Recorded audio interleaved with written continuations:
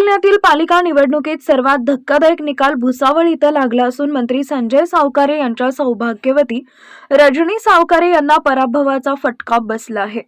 यातून माजी आमदार संतोष चौधरी यांनी आपल्या कधीकाळच्या चेल्याला धोबी पछाड देत विजय खेचून आणलाय।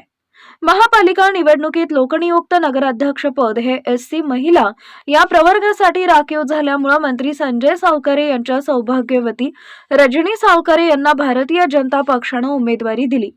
यावरून विरोधकांनी टीका केली आणि निवडणुकीच्या काळात हा मुद्दा चांगलाच चर्चेत आला।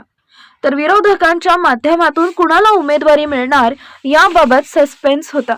यात माजी आमदार संतोष चौधरी यांनी लेवा पाटीदार समाजाची सून असलेल्या गायत्री भंगाळे गौर यांना राष्ट्रवादी काँग्रेस शरदचंद्र पवार पक्षाच्या माध्यमातून निवडणुकीच्या रिंगणात उतरवले।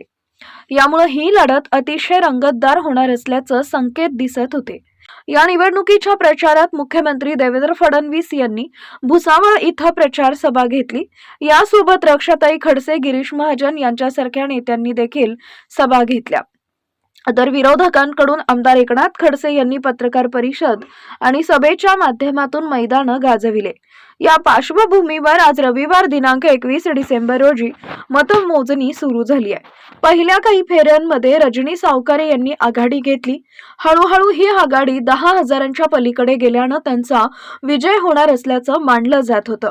मात्र शेवटच्या फेऱ्यांमध्ये गायत्री भंगाळे यांनी जोरदार कमबॅक केलं।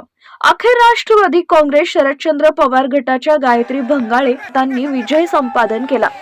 या अनपेक्षित पराभवामुळे मंत्री संजय सावकारे यांना जबर धक्का बसला असून माजी आमदार संतोष चौधरी यांनी तब्बल 9 वर्षांनंतर कमबॅक केलाय।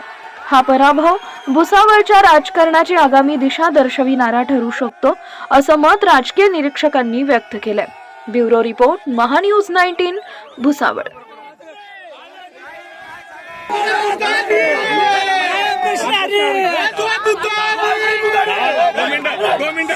काय सांगाल ताई, आज विजयाचा दिवस आहे, बोला बोला बोला बोला।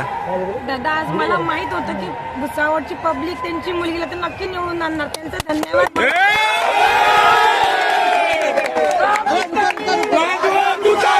बाजू बाजू बाजू बाजू